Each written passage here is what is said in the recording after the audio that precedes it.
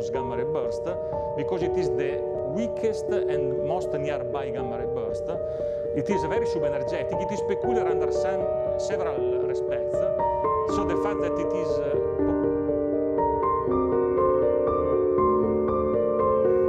of the increase of the magnetic field, and the magnetic field becomes more large scale and less in amplitude. So we do see in simulations, we do see the magnetic field decay. The second, which is the signature of this circulation shock, what you see is very spiky peaks, which are essentially internal shocks, and they don't go away.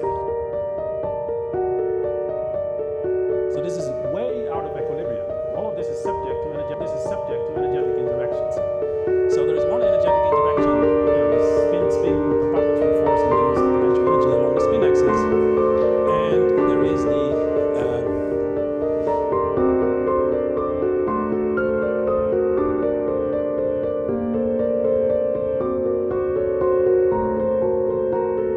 where the photons are diffusing from regions which are not relativistic at first. So there is a transition here. Up to here, there is less. But with 0.1 solar mass, or of the order of 0.1 solar mass, if we take the rate of neutron star mergers that I mentioned before, within the outflow. So you have got slow part of the moving jet and fast part of the moving jet. They come together, they collide, and in the collision, part of the kinetic energy gets converted to thermal energy. That's the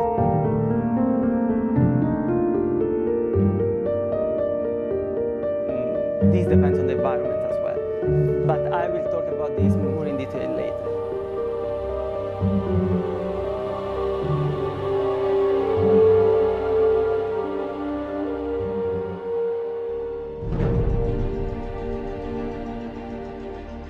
Is most prominent, discovered by, presented in first paper.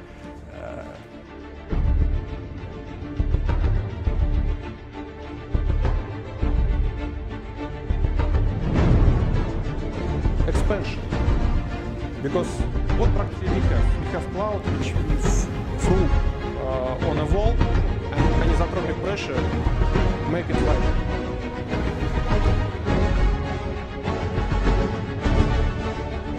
Expect collisions of such winds, and in these winds we may accelerate particles in principle up to the highest energy, up to the limit of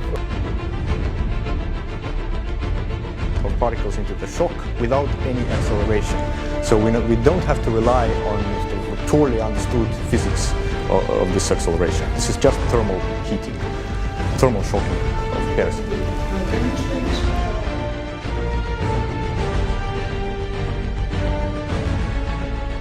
Two types of jet, a hydrodynamic jet versus a magnetic jet. And I'm going to try to explain to you how do we see the differences between the propagation properties of these two jets.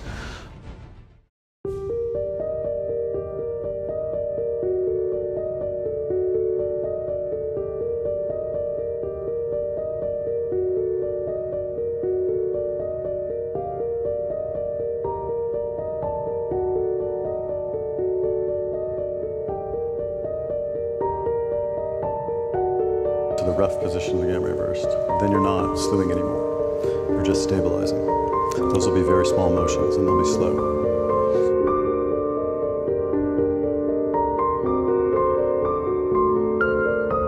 About the cosmic origins. But if we combine the MEV data, for example, if we can identify the pi zero peak.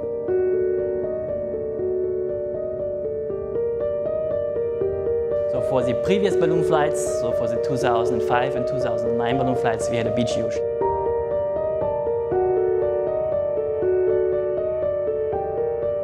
I think in overall angle, we like the plus minus 35 degrees. So this is published by Optical Express. And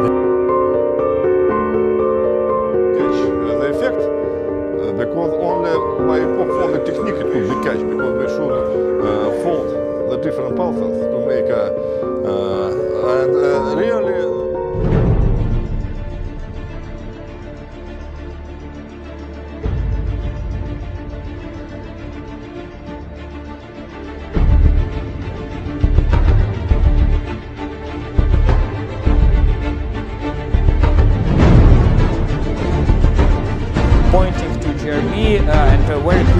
very early observation started.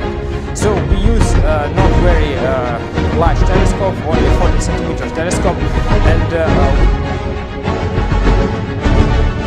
this is a really good information for our master observations.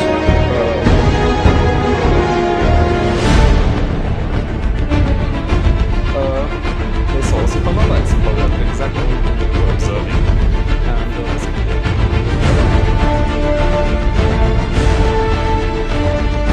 Also, it's like another things, but not like that, not from again the packet catalog, just for 3 days that we were sending. So out of they found this extended thing, and they thought this extended emission because this burst is real.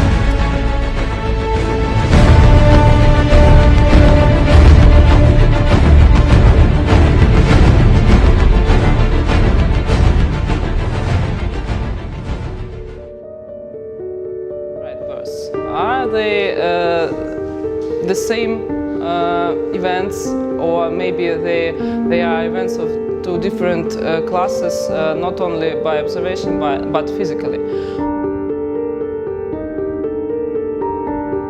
The sample have extended emission, or it may be evidence that all short gamma ray bursts have extended emission component, but its intensity very low, and we can detect it only.